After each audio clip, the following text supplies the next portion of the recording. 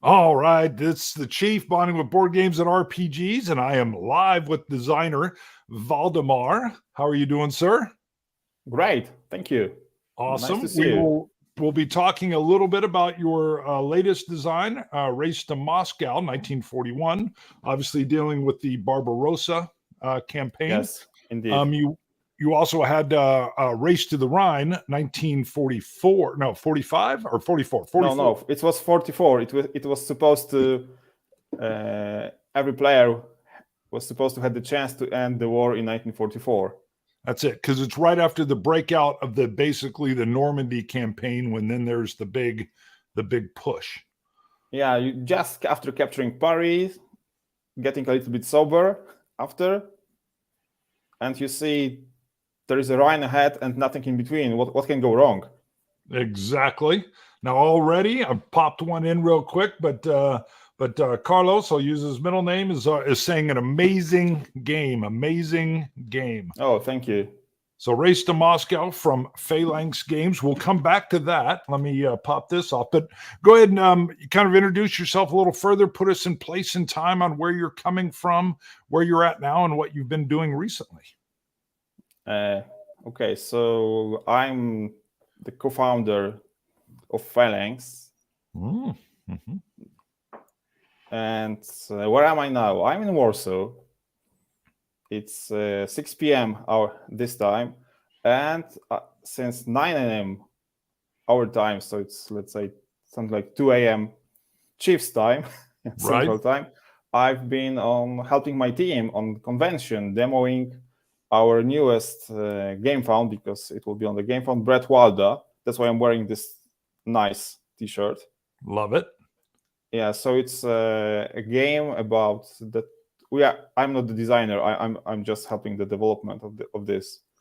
It's from it's a kind of a debut of our other guy, because Race of the Rhine was my debut, and we see one of the missions of Phalanx of helping the new perspective designers to be published in a way that a good game deserves to be published. But more or less, the story is the Anglo-Saxon England. There are 4 kingdoms. I'm wearing the East Anglia t-shirt today. I have a bunch of them. I will be wearing a different one next week while I've been at the UK Games Expo in Birmingham. So then when I can see a picture with myself with the game is the same. I can just know, okay, green was also perfect and everything. Perfect. Yeah, so this is a something. Well, in a way, it's like a Race to Moscow, because it is a game which is telling more or less a war game setting, but not a classic war game mechanics, because this is just an area control game with some roots of development, and also you can develop in a peace way. You can develop better strategy, and it's really funny to see again people playing the game. I had demoed 3 games today with 3 different people, different groups of people, and each of them is rather quite an experienced player and was adapting a different strategy. So it was a really, well, it wasn't work. It was just pleasure to be there. Sure. Now, I always like to get, what's the weather like up in Warsaw? I mean, what's it like springtime moving to summer? Well, it's the almost 4 seasons of the year. You can say it was 3, because mostly it's cloudy and raining, but there was also some piece of sunshine. And it was really funny, because I was using the public communication. So I was getting first some walk, then into a bus, then into a subway, and then bus again. And whenever I was changing my way of my mean of communication, the weather was quite different, But so you have to be all prepared. Yeah, it's not as nice. Well, it is a good weather for convention, because it's not sunshine. Yeah, it's raining again, or not time for walk. So yeah, why don't you just go and play some good board games? Perfect. Yeah, it doesn't matter if you're huddled around the game table, because there's rain coming outside. So yeah, stay for another game.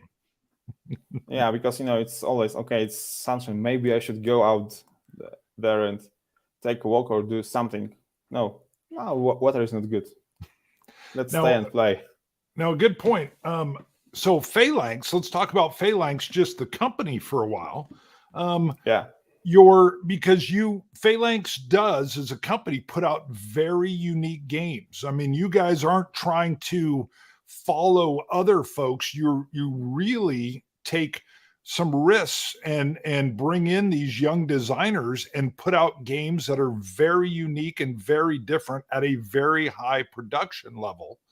And it's very interesting to see that as your companies come along. When did Phalanx? When did you?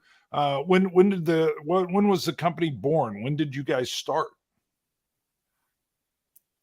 Well, because our story of our company is even longer than the company itself. Because two founders, me and Yaro, we always wanted to publish games. We tried to make this happen in about 2006, but first of all, we were so afraid of getting international. We were just trying to build something in Poland on national level.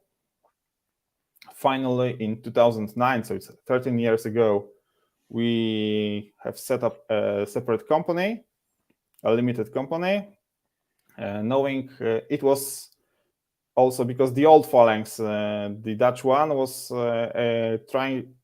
allowing partners from other countries to be their franchisees. So we started as Phalanx Games Poland, just for the local market. They had a bunch of games from Martin Wallace, so that's why how we also set up a relationship with Martin. And one of Martin and Martin has just published a game, God's Playground, on Polish history. You bet. It was a three-person game too, right? Yeah, it was a 3-person game, but hey, there is a game about Poland, God's Playground. It's a Euro game. It's bringing history along. We have to publish this one, yeah. So there were 4 other publishing houses from Poland which were trying to do it, but we, being a branch of Phalanx, which has just published 3 games from Martin a year, and we took the highest risk because we decided that this time is serious for Polish people, and the original graphics from Martin was just not so serious. Also very nice, but not so serious. So we decided to change the whole graphics, and we also tried to exploit the system. So we made this game for 3 and 4 players. Oh, really? So that because we have been just during the development of the game. Martin is a fantastic guy to work with. He's also very open, and he allowed us to do so. He was telling me, I never expected that I can earn some money from the game just for the royalties. I was just doing because I thought, well, there are at least 1,500 Poles in the New York that will buy this game anyway. Right. Yeah, but later on, we've been publishing, localizing more and more games, and also working on our own designs. So one of the designs that we've made, actually I have made, and Yaro helped me to to get off some limits and rise up on the next level, was Race to the Rhine, which was a unique concept. Well, this concept was because I have been to Essen and saw that there are 1,000 new games each year. Right. So this is a question I am asking myself. I'm asking anybody who brings a new game to us. Now it's 2,000 new games per year. I'm saying, why does the world need another 2001 game? Why should it be published? Right. Yeah, and the concept of Race to the Rhine was, there are a lot of games which are focused on strategy and tactics, but not so many focused on logistics. Mm-hmm. On the other hand, there are many games, many Euro games, like pick up and deliver games or Ticket to Ride or whatever else, which are focused on logistics, but nothing with a military setting. So this Drive to the Rhine was a perfect campaign when all depended on logistics. Right. And it was really funny to read all these memoirs that Montgomery was compelling. I could have made it. I could have been across the Rhine if only not this Patton has taken me. And Ike was supporting Patton, not me.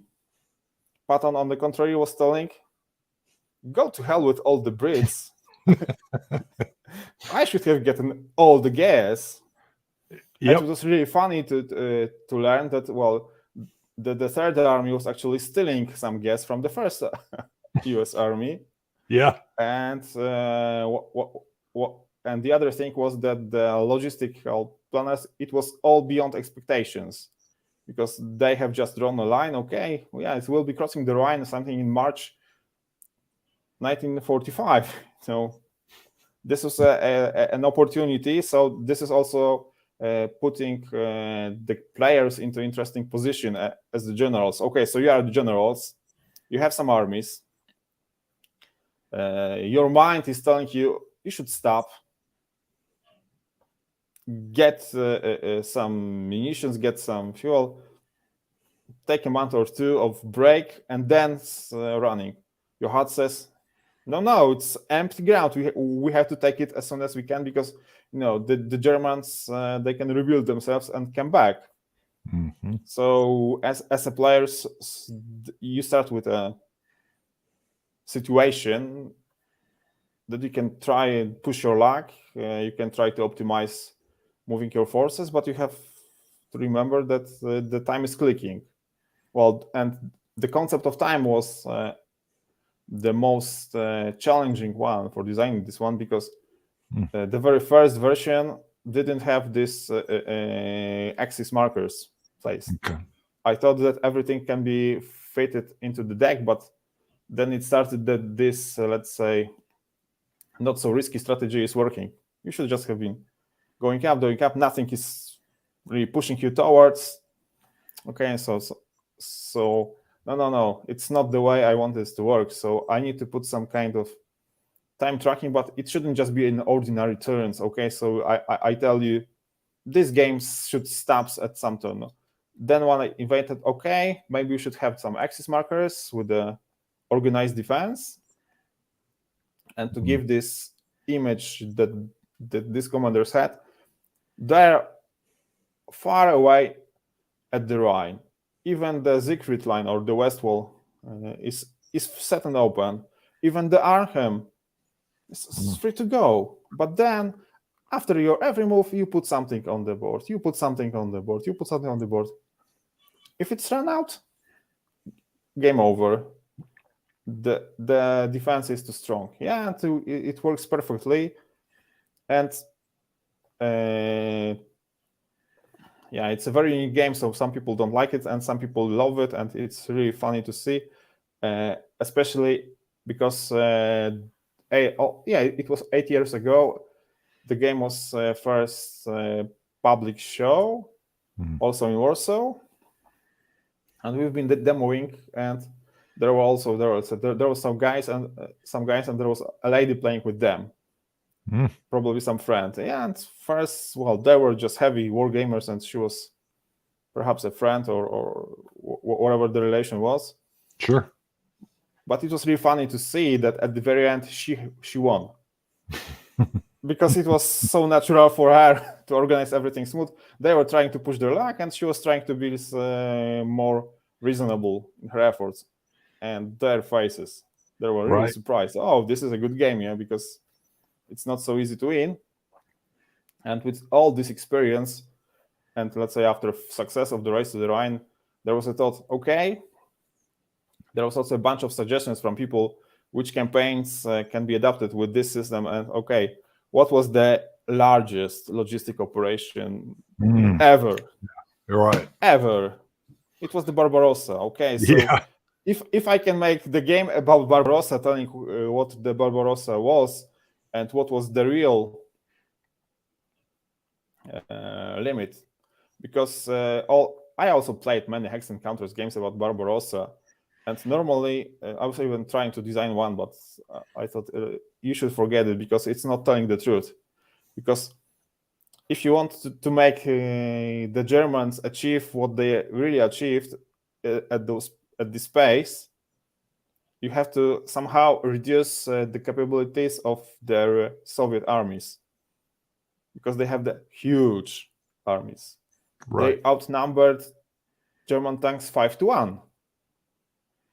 Also in quality of the tanks, because there was nothing compared to the 34 KV1 or KV2.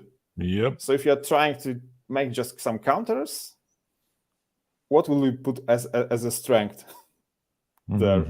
And then, and if you read, even the German infantry divisions could fight the Soviet tank corps. I've never seen this working in any war game I played.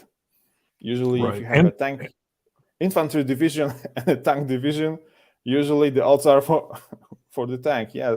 Right. So this is not the way. So that's why in Race to Moscow, it was the same system as Race to the Rhine. You just have to spend the proper number of ammo or maybe fuel for maneuvering, and then you just defeat the enemy. You're real. And you have a different starting point, because in Race to the Rhine, you have been just extended.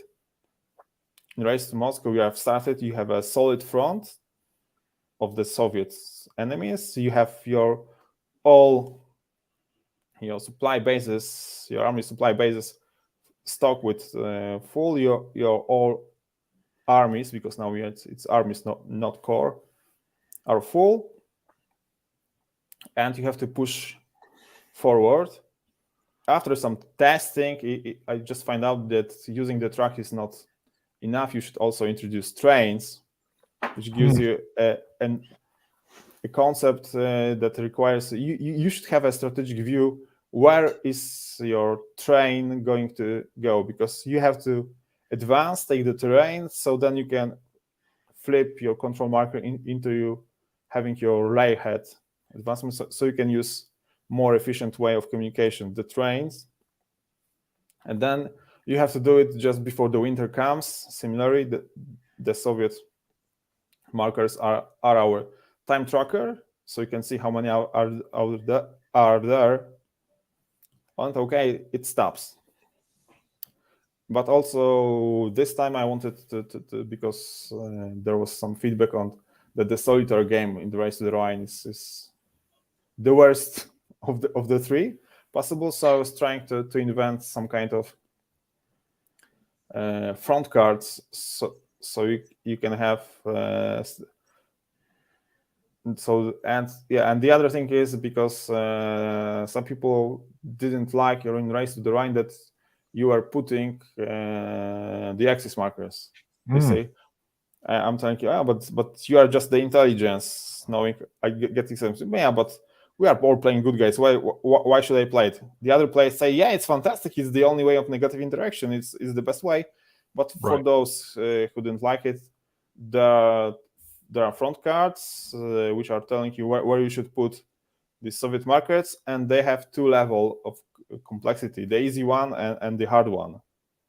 So the easy one is good for starters, so it's trying to allow you to do something, and the hard one is using all these weather lines on the map, so the next front lines of organized defense, and you can feel even more pressure, because, for example, when you are starting from Warsaw, you know that you should be able to capture Minsk or Vilnius in your first turn. Otherwise, there will be a Soviet marker, and it will not be just a piece of cake to be there. You will have to make some fight. Fight is consuming supplies, and you will have to bring more there. So you have to, okay, I have to take this one.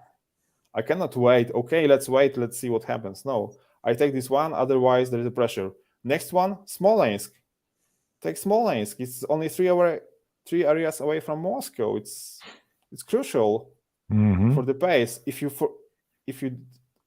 are not able to do so, okay, you will find a Soviet defense in Smolensk. Guderian did, Right. He was not fast enough. So you can feel have this feeling of experience. And later on, my playtesters came up with an idea. Hey Waldek, this game is. I like this, but I feel it's too easy for me. And there is an later on we also prepared to show them the graphics, because the idea was that you start summer in Warsaw, and you have some kind of autumn. Then after autumn, there is a Rasputica, there is a muddy weather, and later on there is a winter in Moscow. So you can just advance with the weather without any special weather rules, because all the system works in a way that it's more or less you will be stopped anyway, because you will run out of your supplies. But in addition, for the players who still feel the game is too easy, there is a general winter special rule. So if you want to hold your positions in the winter areas, you have to spend more ammo on this. So there is a stronger Soviet counterattack.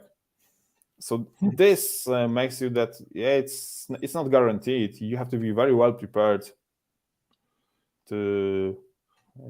It's in Polish as far as I can see. Yes, I don't know what he's at.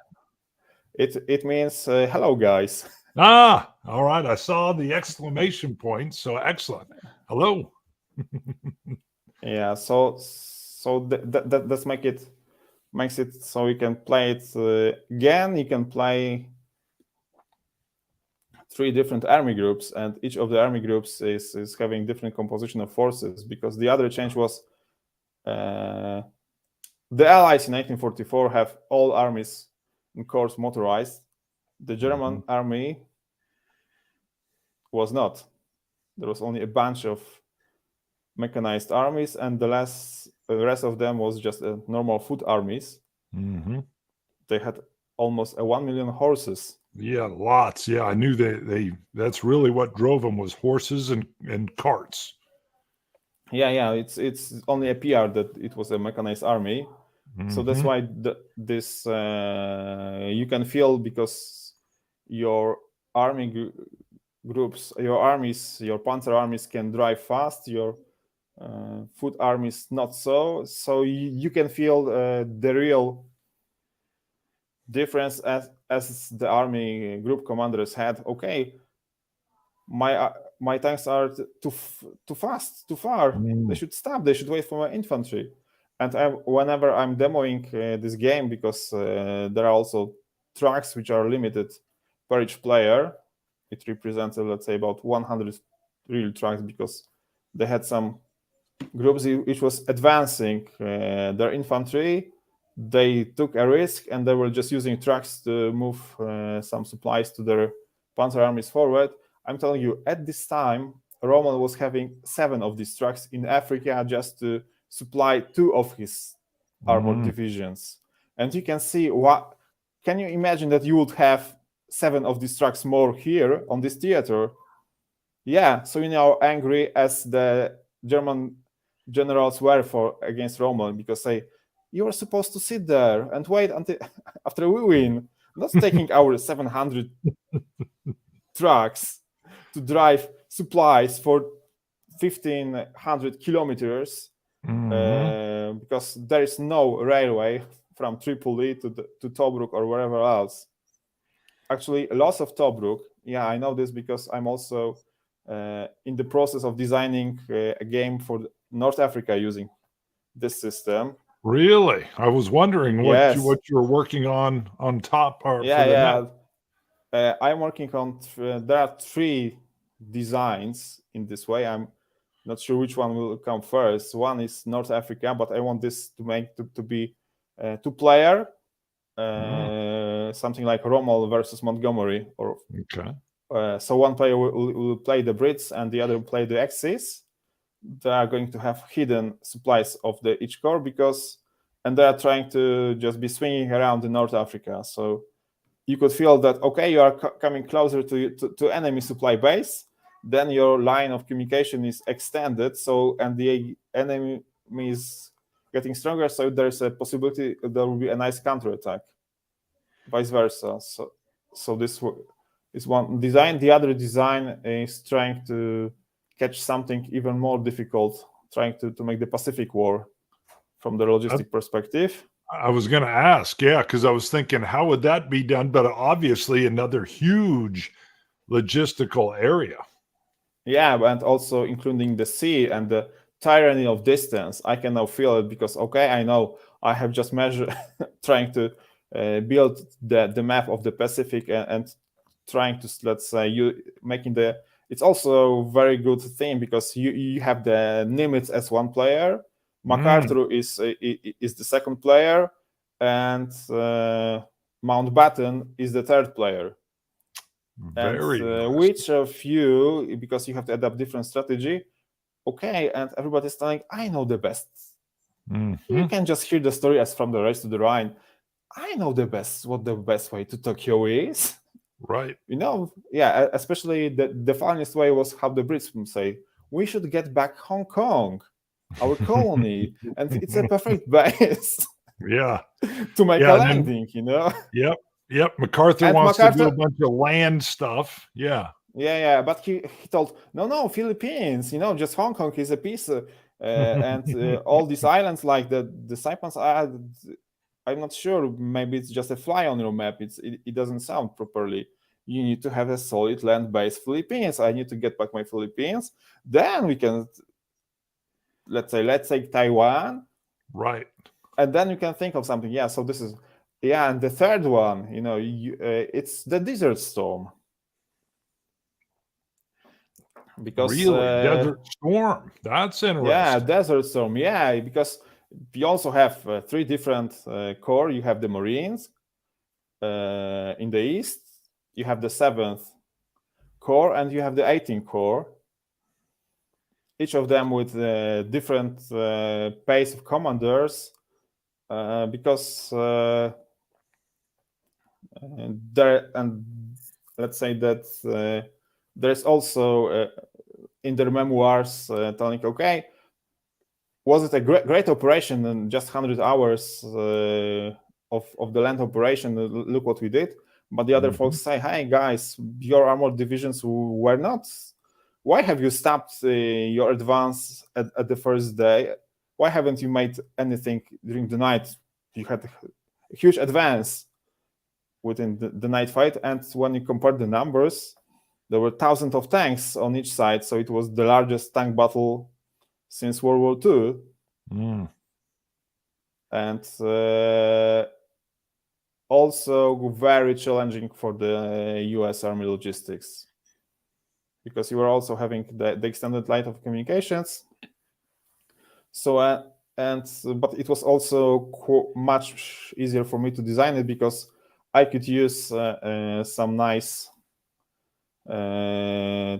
database of maps, actual maps of the Iraq ground, trying to count what are the limits that you can take using, let's say, more or less the race to the Rhine, race to Moscow mechanics.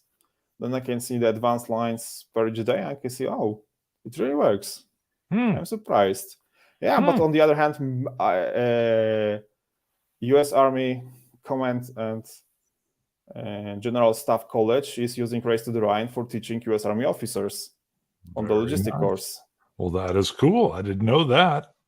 Yeah, so I think, okay, so the most prominent US Army college is using my game as a teaching tool in their ordinary, let's say, courses. A few hundred of officers is using this game, because I think that it's a perfect tool to learn some young officers. Well, if you want to advance, you need to take care about your logistics, because it doesn't matter if you have a some people we can watch the war on our with our eyes. It's a real time, and we can see it doesn't matter if you have a tank with a big gun if you don't have ammo for it. That's right. That's right. And then if you got a whole string of trucks going 6 miles down and you can't get food up, I mean, what are you going to do? So, yeah, I mean, you could see logistics. I mean, I know from being in the Army, I was infantry, but I mean, they always talked about if you can't get the bullets, the food, and the gas, they can't do anything. No, okay, it's how it works today, because in something like 17th or 18th century, because everybody had a horse somewhere, so you have to just do some foraging. Even the Napoleonic army was trained to do some foraging. Yeah. Have you looked at anything even, and I don't know if it would fit, but like Civil War, the crazy thing about Sherman was he cut loose from his supply line, and everybody thought, oh, he's going to get swallowed up in the South, until he pops out on the coast. And they were like, wow, how, what? Sherman, that was one of Sherman's, breakthroughs, was the fact that he brought his supplies with him and then foraged as he went. That was crazy. To this day, it's still crazy. Yeah, I was thinking that, okay, after I finish my, let's say, 19th century designs, I can try to get back in time and especially do something about the Civil War. Sure. Which is an interesting conflict. Very much. Now, João Carlos has a question on Race to Moscow. Can we use all the supplies from one army, this one getting 0, and transport them to another army just ahead, and so continue the offensive? Yes, exactly. Yes, it is a perfect legal move, and this is exactly how the Germans did. Because if there was a division coming ahead and there was not enough supplies, so they were just making a combat group enough strength of, let's say, a brigade, so putting everything into brigade.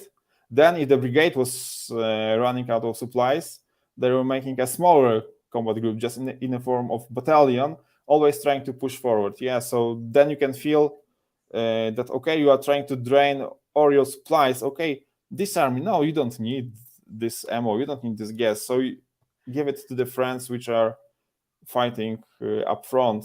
Let's take, we need to conquer something more. Yeah, so yeah, it's nice to see that people are inventing the strategy. Yeah, what do I have to do to put myself forward? Yeah, this is a legal move, and yeah, it's good catch.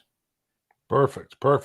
Now some questions again, just in reference to even the Polish gaming industry as a country. I've really seen that rise with Poland. I mean, just really strong all the way through. And it's like you guys were in the perfect place at the perfect time with Phalanx, because you've got GameFound coming in and Challenging Kickstarter.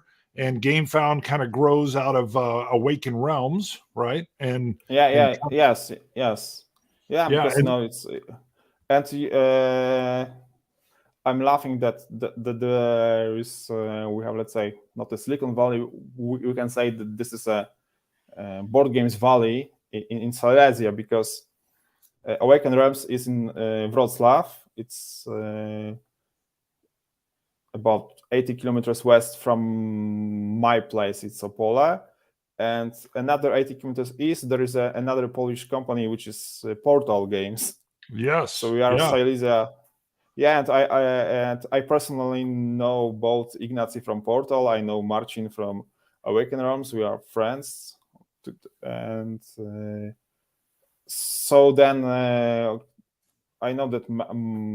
Okay, so I know the reasons that Marcin wanted to go farther, and because GameFound started as his own pledge manager, because having so many clients, and he wanted to serve them in person, and now it was the logical next step. Okay, can I make it a campaign just using GameFound, not the Kickstarter?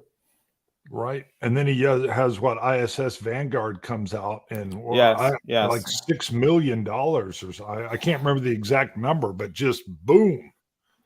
Yeah, because if there is a database of 500,000 gamers, because Kickstarter has the database of millions, but people of all the kind. But GameFound is, as the name says, about board games.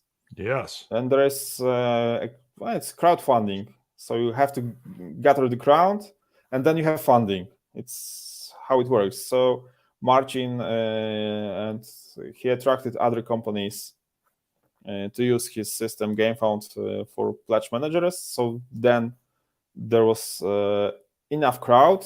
Yeah. So it was a logical step. Yeah. So it is really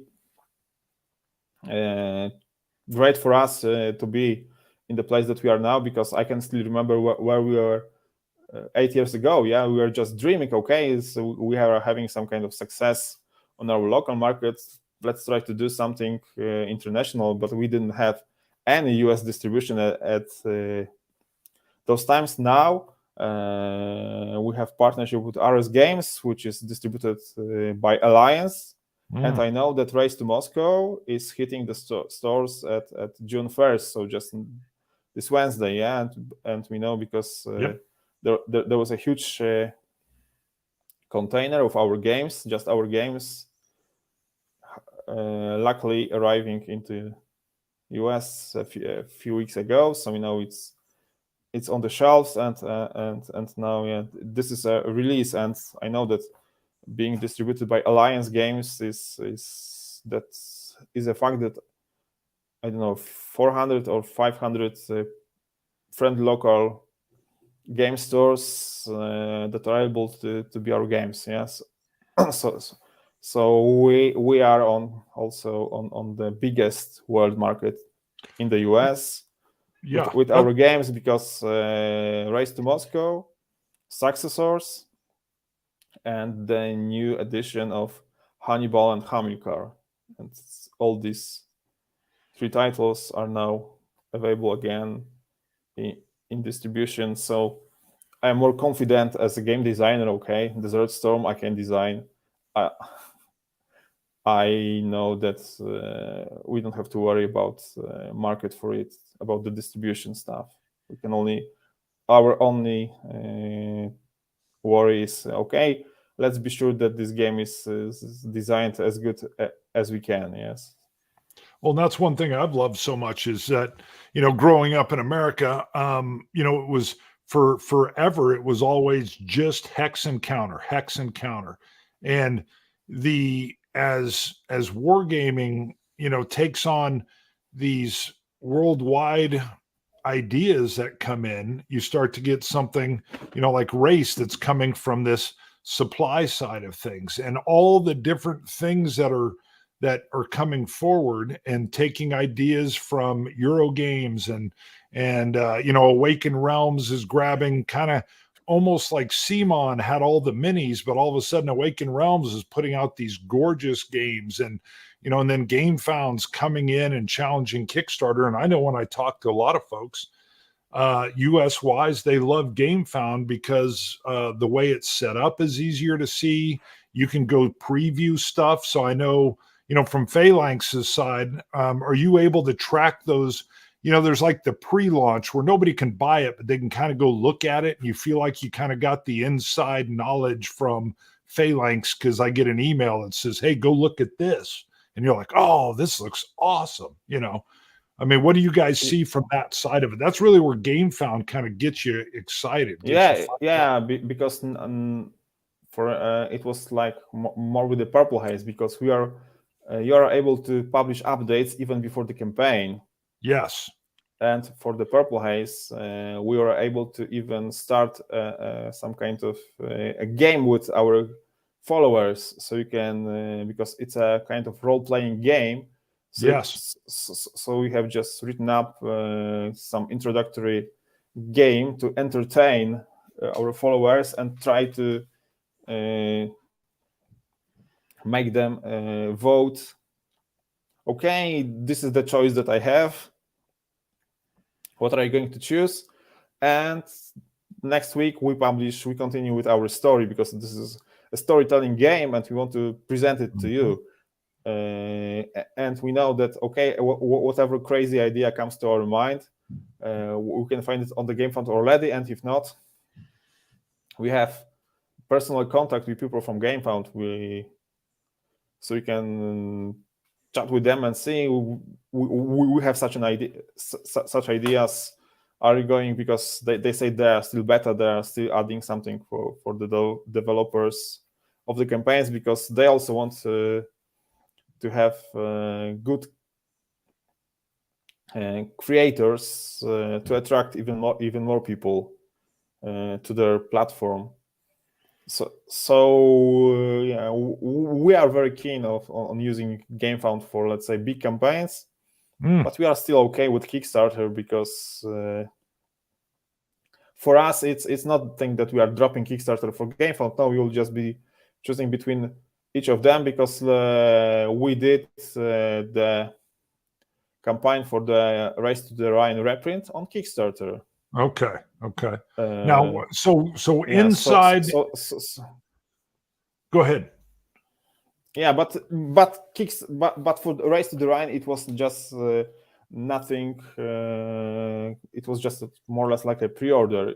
There were not stretch goals nor add-ons, nothing like this. So it was more suitable for us to do it on Kickstarter. But with Virtualdo coming, there will be quite a lot of stretch goals. There will be some expansions, some add-ons, and managing all this stuff is much easier with GameFound than with the Kickstarter, because Kickstarter doesn't work with the proper pledge manager, and GameFound has a pledge manager built inside the system.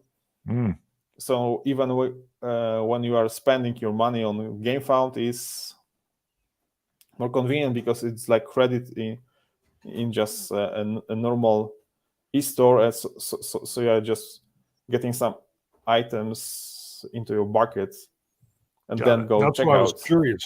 I was curious about that. And so and there is also one thing that you don't have in the US yet: the VAT tax.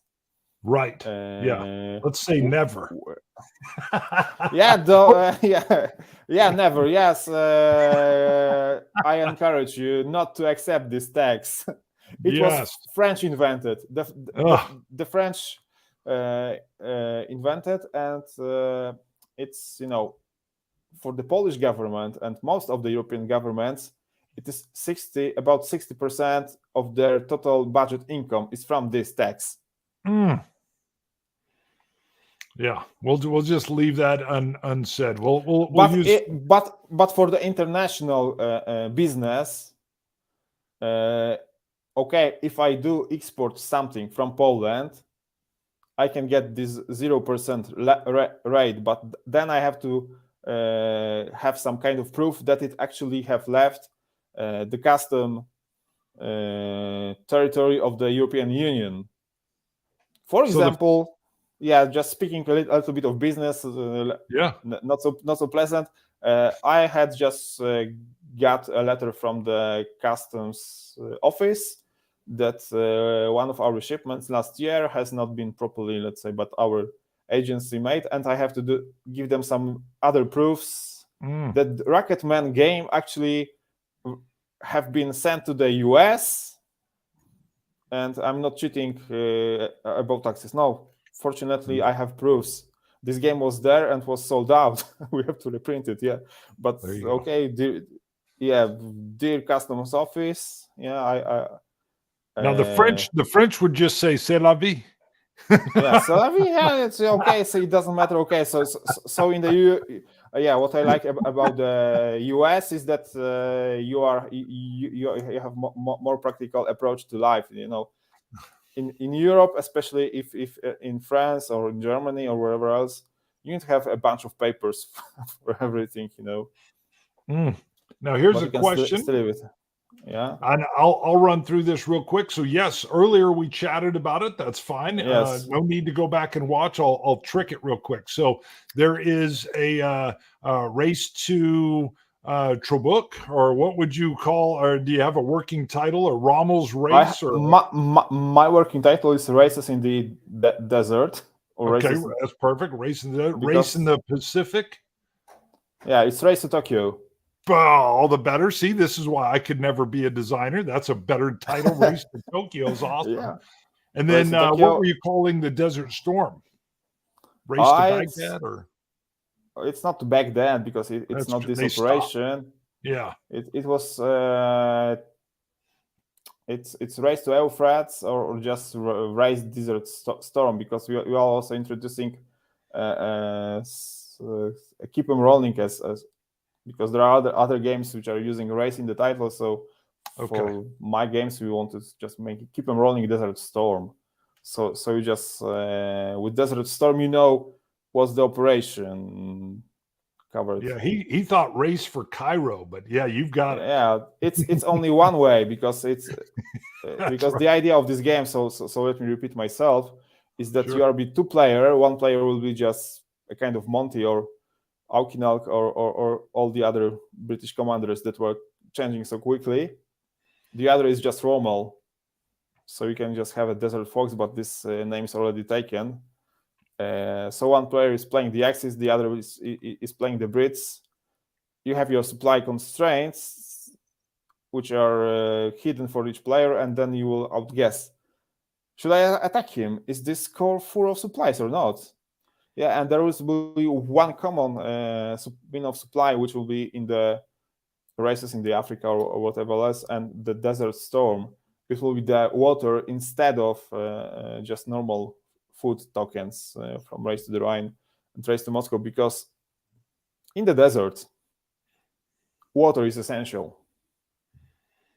Because you wouldn't survive even a day without a gallons of water, and there were thousands of gallons of water that had to be supplied either during 1940s or 1991.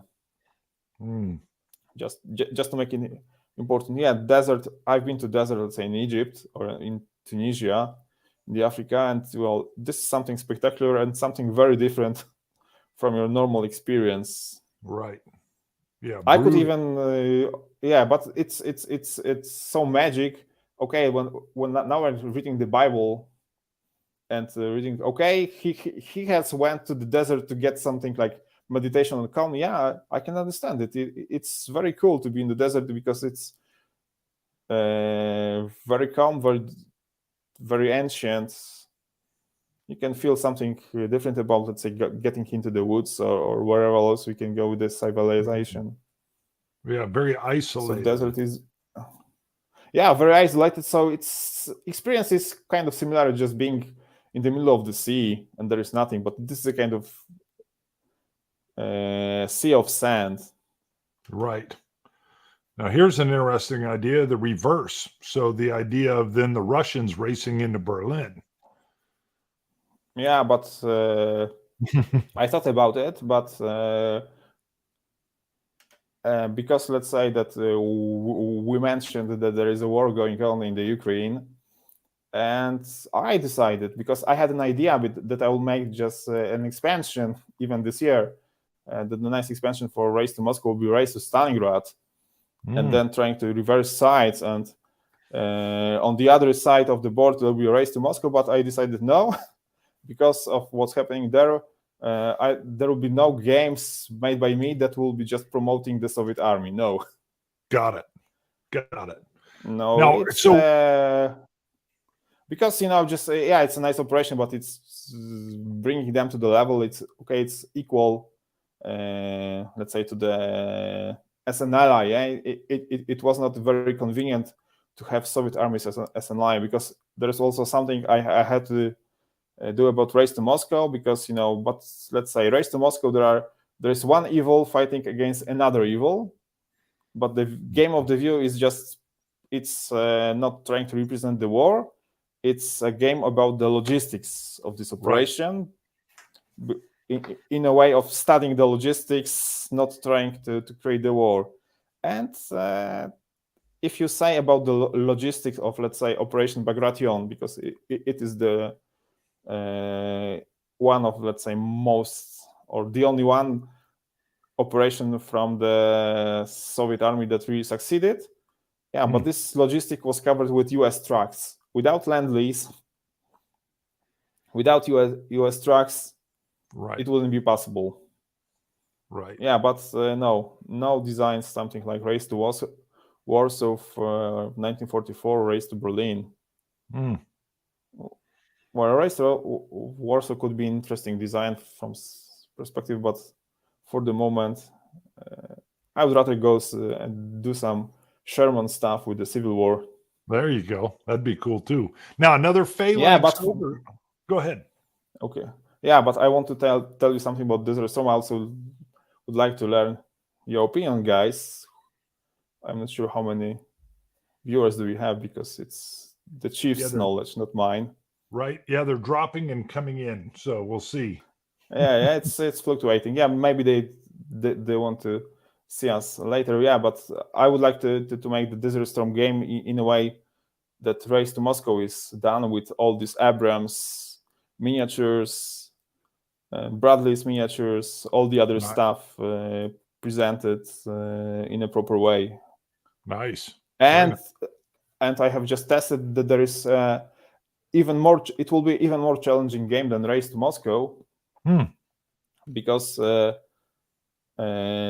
this operation was focused not on taking ground, but on destroying the Republican Guard. So you'll have a deck of cards representing the Iraqi forces, and after each full round of play, you'll just be sending one card back to Baghdad. So there will be something like 8 or 12 rounds of play. Okay. And if you don't manage, and you'll be really pressing and fighting against the time actually to get into the fight, because you'll know that some nice divisions are just withdrawing from the fight, and you will never have a chance to fight against it. Got it. So then you go say, okay, whatever risk I'm taking, I need to push forward. I need to capture these guys into a fight. He says race for chemical weapons. I'm telling it's the Desert Storm 1991. I'm not right. It is an interesting operation and last big tank battle, and it was also very interesting because it was the first test, because it's of the Soviet right tanks and weapons and doctrine against the US Army. Mm-hmm. Because very much. Because let's say the 7th Corps had the US Army tank divisions that were deployed in the Western Germany, and they were preparing to fight against T-72s or something, the Soviet armies in Germany. Is Germany, maybe Poland, because there was a plan of attack from Bavaria to Czech Republic, ending up more or less in Silesia or maybe in my town, something like this. So they wanted to make a preemptive strike, trying to outflank all these forces coming from East Germany to the Western Germany, but all this fight was moved to the desert. And the American generals, they expected a huge casualties, so everybody was surprised. And what is good or bad, it was that the most casualties was just a friendly fire. Right. Yeah, that and that one Scud missile that got hit and then came down on a barracks, I think, or something, that caused a bunch. It was even more than the friendly fire. Yeah, it was terrible. Now, just to circle into Phalanx again in general. So we've talked about Purple Haze a little bit. So again, a completely different style of game. That is probably one of the coolest things about Phalanx is, I would say, you as a company cannot be predicted. You are willing to go and try different things. You're, as a company or as owners and designers, you guys seem very open to kind of like what looks fun, what looks different. I liked how you said there's 2,000 games. If we're going to make a 2001, how is it? Do you think how is this going to be different or unique? We are in a lucky position. We got almost one. On average, there are a lot of designers out there. We have almost every day, we have somebody bringing up a new design, more or less finished. So yeah, so we have something like about 200, 300 new designs each year brought to us. A lot to choose from. Yeah, most of them we tell them, okay, we have just found our niche. So we have a brand, and what I can hear from other people is, okay, when I take Phalanx, I know what to expect, because some brands are too wide or too narrow. So okay, we have our specialty, but we are trying to publish games that we as gamers would love to play. Right. Even our choices may seem odd from some people, but each and every game that we have published is something that we actually like to play. Sure. And if there is somebody that brings us something, no, this is different. Yeah, different is good. Is it good? Yeah, then we have to work on. One of the designs that's now in the production is the Total Domination. Right. It was that's a Taiwanese designer, right? Taiwanese wargame designer. He published something about, I don't know. Please forgive me, Wei Cheng, for not checking this out, but it's at least 10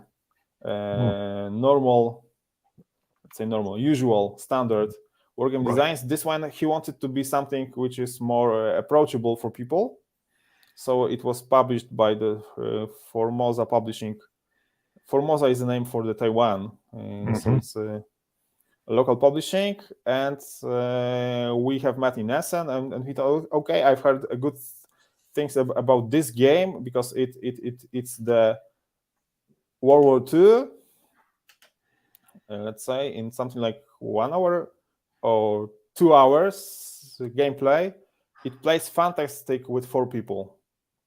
Right. And it's a great 2 versus 2. So you have to, it's a team play. I don't know any other game with a good team versus team play like this. Perhaps the normal, the classical standard card games, something like the Bridge, in a way. Okay. So in order to cooperate with this game as Axis or allies, unfortunately or fortunately, Soviet is playing with the same with the allies, and the Germans are playing with the Japanese. You cannot win, and you are winning the game as a team. So, and you cannot win it in a way if you are not cooperating with yourself. So you have to use some kind of diplomacy. It is also card driven, and we've been working, because we have not just published this game as it was before. Right. You have 2 different maps, even because some people didn't like his kind of chained map, although it was very unique and interesting. But you listened to the backers and even did like a little bit more. We try to listen to the community, and we say, okay, because we love this original way of map. Is a game. It makes it similar of the ancient Chinese game Go. Right.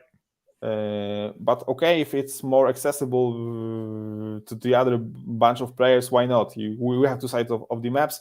We planned to make the Arctic expansion on the other side, but we have rearranged things. Okay, so if you prefer to see the world and shape of the continents, why not?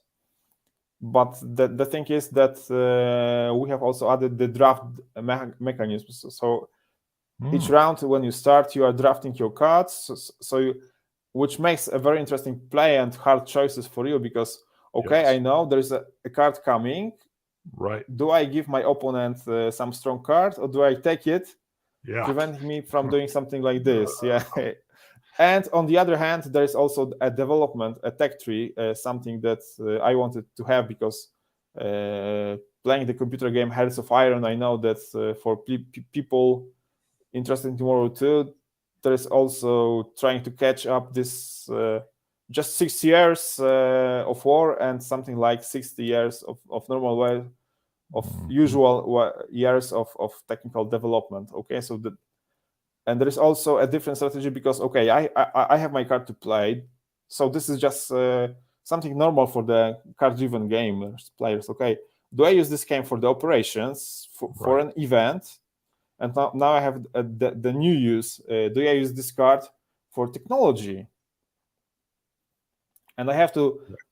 And the interesting thing is, and we have playtested, if there is somebody who is investing actually some technology stuff. So okay, I have heavy tanks, so but using less ops for movement, using less ops being more effective for the fight. Then in the late war, my troops are more efficient. I will knock you out. Mm-hmm. Yeah. So and you have to plan properly, and the allies have to, because actually not the allies, because you start your game as the UK, and you have to work on bringing the US into the war. You have to spend some cards.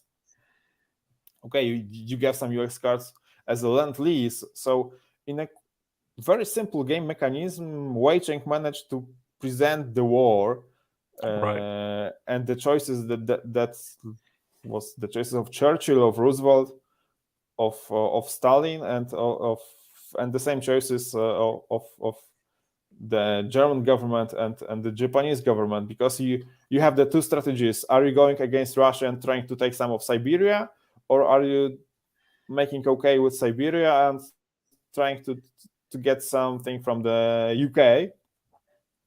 But if the Germans go against Russia and the Japanese go against UK, then there is no coordination of efforts. Okay, you both have to concentrate on one enemy to bring it down, especially that this game makes, okay, the Axis is a bit stronger at the very beginning, but later on, when you bring the US, you have better cards in your hand. You have more units, then you have the advantage. And it was really challenging for us to find it in a way, because in the basic game the game was ending up historically. The Axis usually have lost. Okay, it's good if you are recreating history, but not if you are making a board game. In a board game, each side should have more or less 50% chance of winning and losing. So that's why you have invented the U-boats, the Atlantic, the bombers, all the other stuff, and trying to make the proper threshold of the VPs that you need to have, because this is something that you can also make maneuver. Okay, so you need to feel this pressure with the allies. Okay, you need to do something. Yeah. Now, speaking of logistics, with all this crazy container stuff, are you able to kind of put out some information on when that game comes out, or is it still so difficult because of the container situation? I would say it's in the production at the moment, and it's manufactured in China. Right. And what I know, there's something with COVID going on there, because we are getting some not so, let's say, full info, because it's government control. But from time to time, we are getting information that some kind of factory is just shut down. Got it. Right. Yeah. So it's, when it's ready, I will know, and then I will be trying to organize trans-Pacific shipment directly to the US. Awesome. So in our we have moved. I don't know, perhaps October. It was 2 months ago, just trying to predict, okay, the situation is unstable, and instead of just, it was our mistake, let's say, from the previous campaigns, but it was something that we have not anticipated at all, because Successors was the campaign that all the bad things have happened to us all the time. And we are just pushing the date. Okay, from now on, everything will just go as usual. No, it did not. Now, okay, let's say 6 months. It should be a safe bet. What happens? But in the current world, we don't know. Now, I think I heard. So far, everything is what is the most important for us. because actually we had to change our Chinese factory because the first one was not very responsive, and we decided, despite that they've made all these nice miniatures from Race to Moscow and the successors and Nantenarking and U-boat, we decided we cannot take any risks of delays, so we decided to change this company, another one.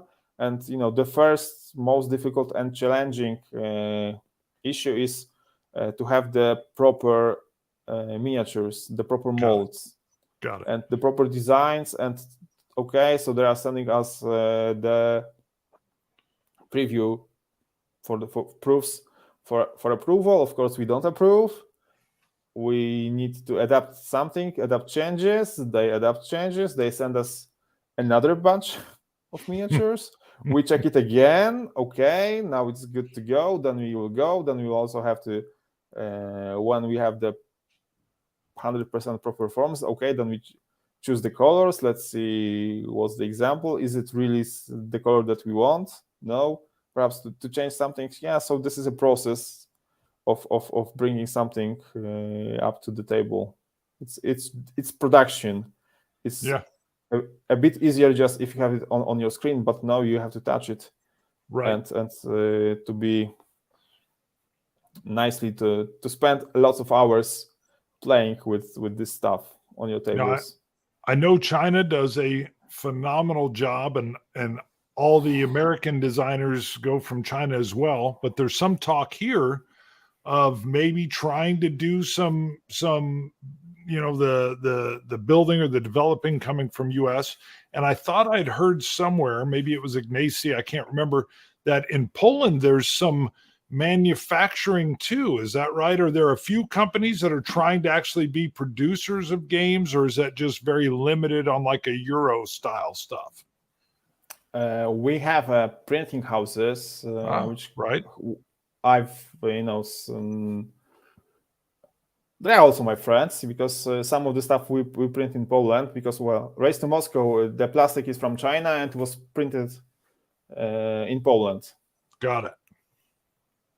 See, and that's what I hear. I hear China does plastics, and they're actually, I will tell you, I'm meeting someone next week who is trying to who may be manufacturing plastic in Europe.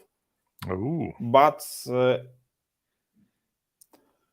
that's all I know for the moment. But I know that there is a need for this. But as for just all the other materials, because we have a friendly wooden components company from Czech Republic, that was and maybe the wooden pieces for the for Race to the Rhine will be from Czechia. Got it. I even heard that Vietnam is starting to try to ramp up their plastics and their production to try to compete. So there is an option, and I heard it's not quite there yet, but they're really pushing, trying to get into that. Let's make the big companies like I don't know, Hasbro or whoever else who is doing just one or two or three kinds of miniatures, but demanding some kind of quality. They need to spend some money and resources to learn them do their things. After they have done it, there is no problem. Just that we order something, but knowing that they have the capability to properly make some Abrams tank that will be looking good and quite different to the Challenger 1 tank for my next Desert Storm game. Right. I even got a buddy. I got a buddy who loves his little 3D printer, so he's always making like box organizers, but he'll make some minis for different games. And I could even see we're getting to the point where these 3D printers, it could easily be an option of, hey, here's the game and here's the downloads to go print these yourself, and it only costs you, 13 cents to make these instead of all this money. I mean, I know we're talking in the future, but he's a huge 3D printer guy, and he loves when he tricks out a game, with his own miniatures that he's making. Yeah, it's we are testing our miniatures with 3D printers with using the resin. It's getting very close to the final result, but this resin stuff for 3D printers is quite expensive, and Right. the issue with the plastic is that the biggest cost is the molds, Mm-hmm. and then it's really expensive. So this is a fixed cost, and then the more minis of the same kind you manufacture, then it's just almost as the wooden pieces. Only the print run is something coming up, but that makes the 3D printers is very good for something special and unique. But on the other hand, when you have something 3D printed, there is a lot of these small, tiny things that you need to clear this and everything. But the advantage of having the game with the plastic is something you just open up the box, the game, you can just set up and play. It all Sure. depends. It's like buying some car. You can buy a car and just drive, or you can buy a car and try to do some fancy stuff by yourself. So one people prefers this thing, the other one, I'm not telling which is the good way. The good way is the way Absolutely. that you want it. Yeah. Yep. The same Absolutely. the same with the miniatures. Some people play with unpainted miniatures. Some people say a miniature cannot be unpainted. I need to paint this one. I cannot touch it. I cannot see it without being painted. Right. Yeah. And then Awaken Realms comes up with the in between, which is these beautiful washes that make it look so good. I mean, that was amazing. What do they call it? They call it Sandrop. It's yes, Sandrop. Sundrop. Yeah, they even come up with a great name, and then all of a sudden you can see all the detail. And I was like, I'm spending the extra money. That's it. Yes. It's something that we also did. We call it just wash for our successors miniatures. And this washed miniatures, they look much more better than the ordinary stuff. That's why they were Kickstarter exclusive and costing a bit of money, but it's worth the effect. Sure. I'm a person that did some amateur painting something like 30 years ago. Or maybe my last time was something. I'm not very skilled at painting, so I'm terrible. I'm terrible. As a company, we are trying to have our stuff painted, but by professionals. So for the presentations, so sure. I'm always happy to have a painted miniature for myself, but not by myself. Right. I think it's much better for the world if I spend my time for designing some I new agree. games. I agree. Well, that's a good note. Painting miniatures.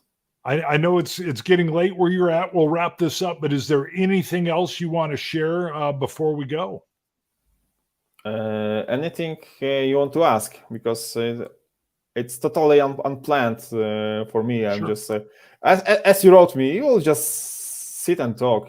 Yeah, I love conversational style and seeing where it goes. Okay, I can say something because it was on the private about coalitions. Okay. Because it's also a very also a new designer, Andy Rock, who just came up to us. Okay, Phalanx, I know your games. It's my design. I believe it's great, and I believe that you are the proper company to publish it. And we say, yes, this is actually the game we've been dreaming about for 10 years, because me and Yaro, we have met playing another classic game, Empires in Arms, by email. Yeah. Yeah, and we love this game absolutely. I started my, let's say, if I can say, just this is a career, a designer career, by creating my own home rules for Empires. Actually, in Harm, because this is the system which is a bit more complicated. Yes. And we always dreamt we should, but it was we thought this was our burden to have a game on coalitions, or not coalitions, on Napoleonic Wars and the coalition system and all this diplomacy system and everything playable in one evening, not 1 year, because Empires in Arms requires 144 hours of play. If you want to play the 11 years, and assuming that you will play 1 year in an hour, which is okay if there is a quiet year, but not if there is a huge war coming on. And we have a designer who just brought us the game, which is a very simplistic movement of armies and all the stuff, but you have this commanders and all the stuff. But all this...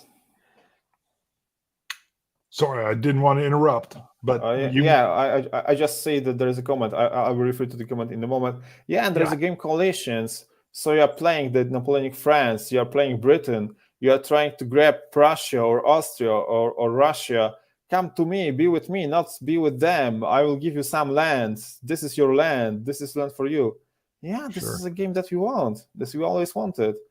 And we have also managed to polish this to work. We have just invented a new mechanics, which is not so easy today, but we have actually yarrowed it because he said, okay, this is a game for 6 and one people is playing and the other is checking the mobile, and we have to do something that everybody's engaged. Doing something. That's why there is this rotating rondel.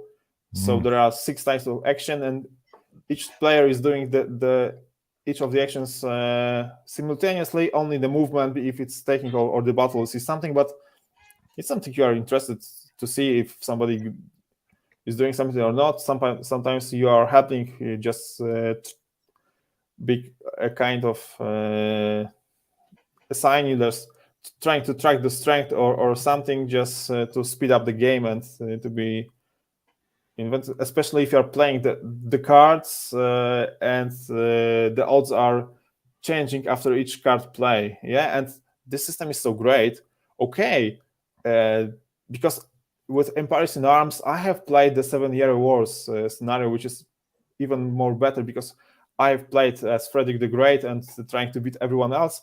Okay, if you have a game which is a much more simplified Empires in Arms, let's say mentally, because it's not, well, there are several areas of Empires in Arms and not so many in Coalitions. Okay, we can make Coalitions the Frederick's War. There was a scenario of Bismarck and Napoleon III for Empires in Arms, which was doing okay. Okay, we can also make this way because it will be a 4-player game, which is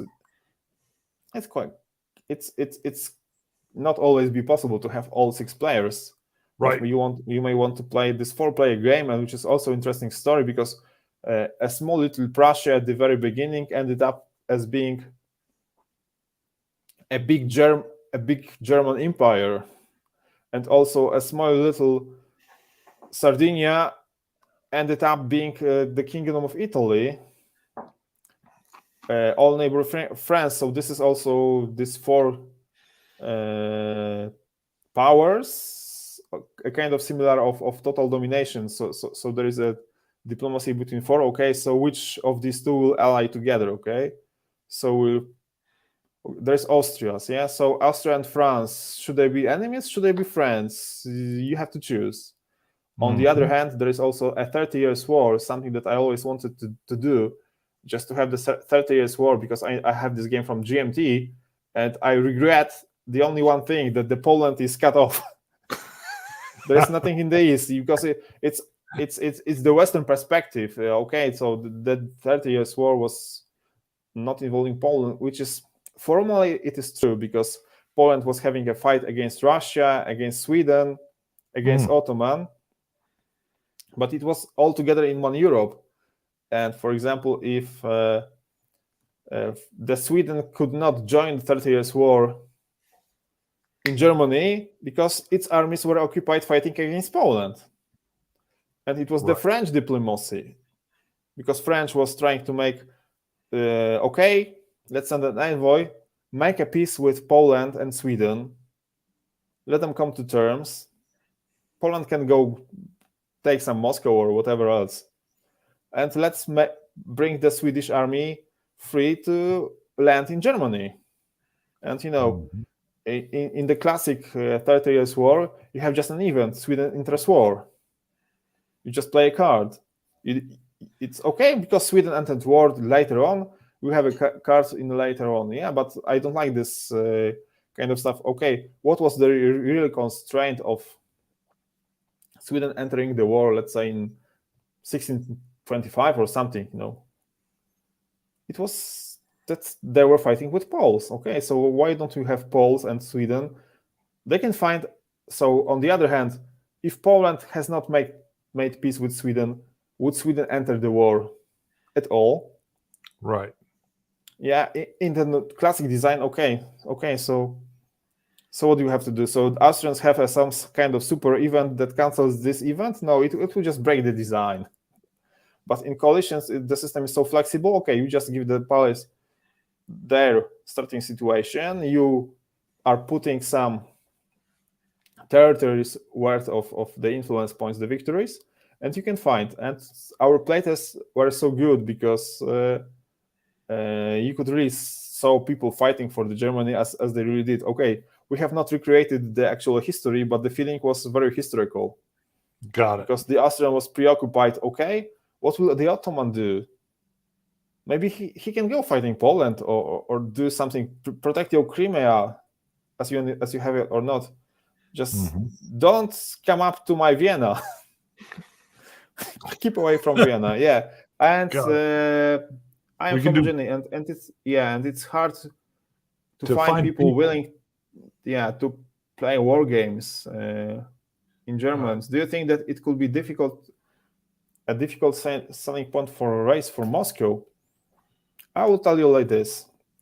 I have demoed Race to Moscow in Essen for 2 years in a row. And because you are playing not the classical Wehrmacht divisions, not these bad one divisions which are not in the game, and you are playing just a logistic perspective, I think shouldn't be a problem anytime. I remember when we have published U-Boat board game. Yeah. And we also had a nice presentation in Essen, and also we did not publish the German version. The Pegasus Spiele did, and people came to me, Phalanx, you are doing a wonderful job presenting our history now as it was. It's 80 years after the war, so okay, this was the real story that you can feel what is up to be something like 100 feet or 300 feet below the sea level and trying to survive and to be an effective team, because this is one of the strengths of this game, which is also a unique design. But I think that it, because Race to Moscow is not a classical war game in a way. It's Hex and Counter. It's actually a German style game, because the Euro game is just a nickname. It is so called German style game. It's an optimization game, so I think it can be played with.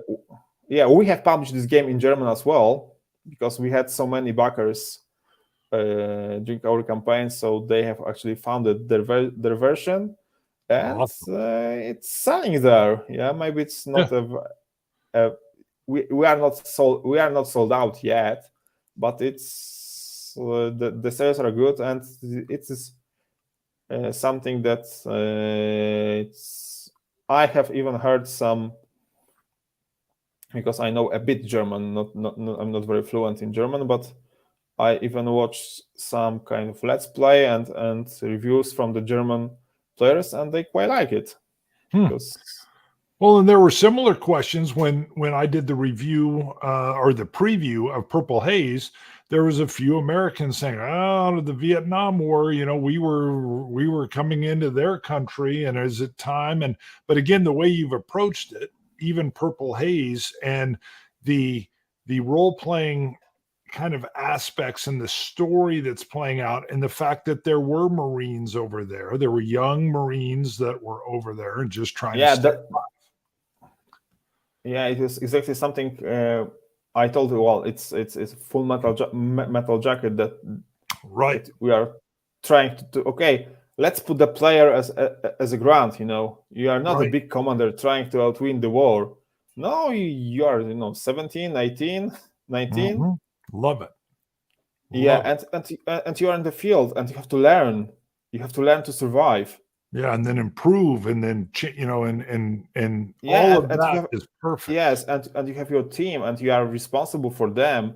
And whenever they are shot, you feel hurt in your heart that Right. something, what's going to happen to them, and what do I do, and all this stuff.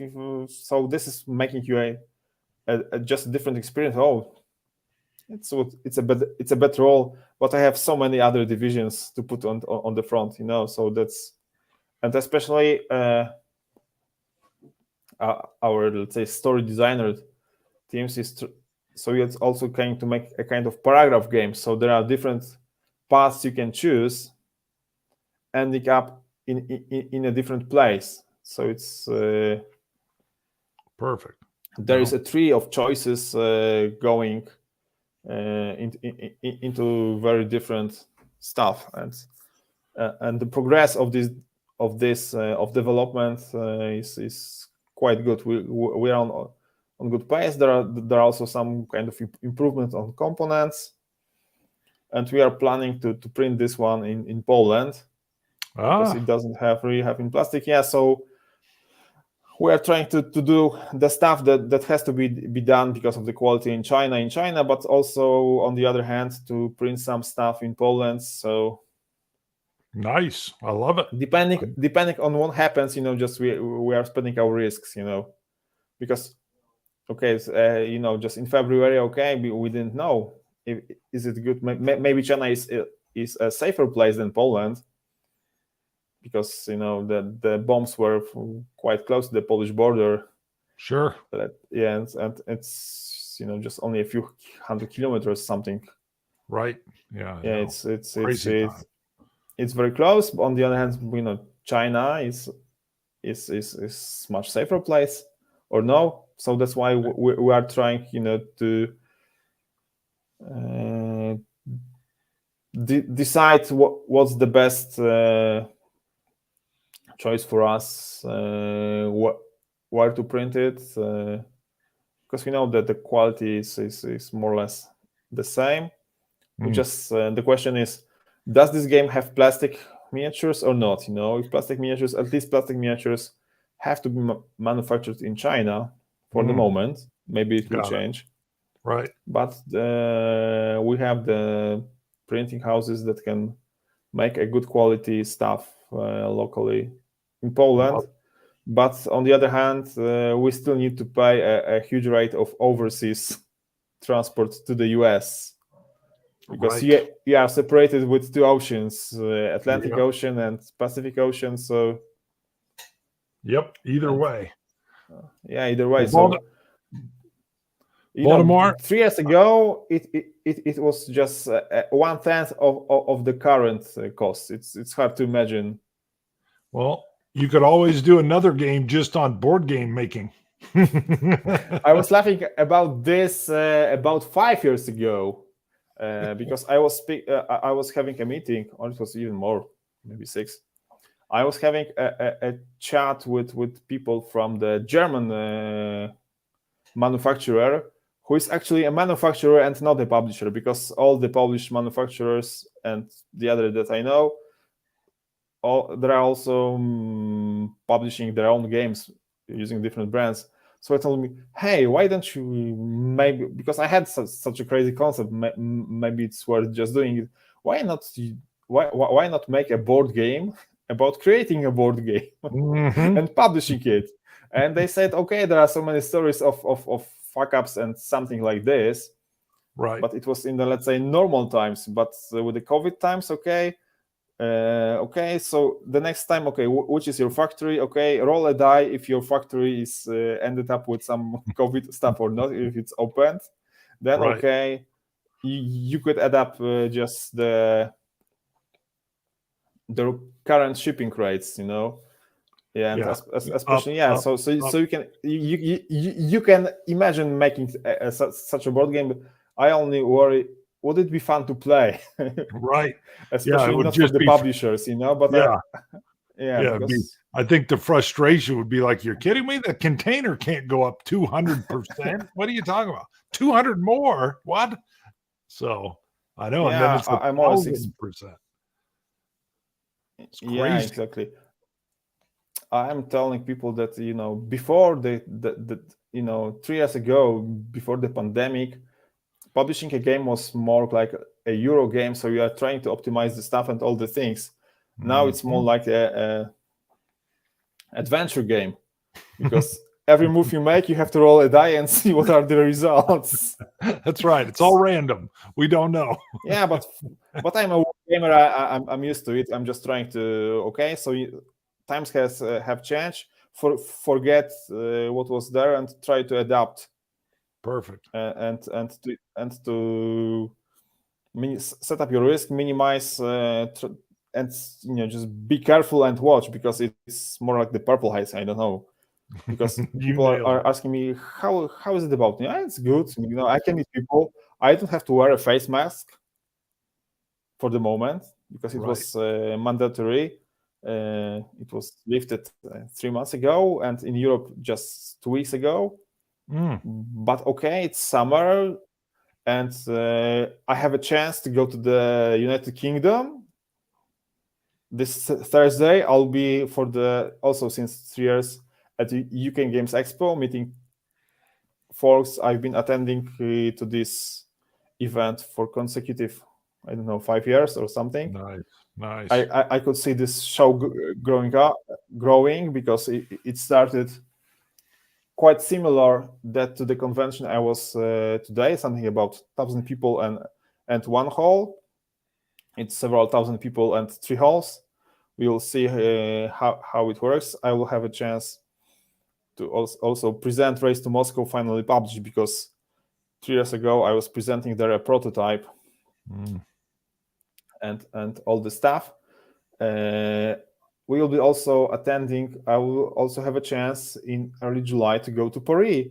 There is also an event there, Paris Ludique. It's in the open space in the air. The French people playing out, thousands of people there. Yeah, and so let's carpe diem. It's catch the moment that we have now. We don't know what's going to happen in the autumn. That's it. I love it.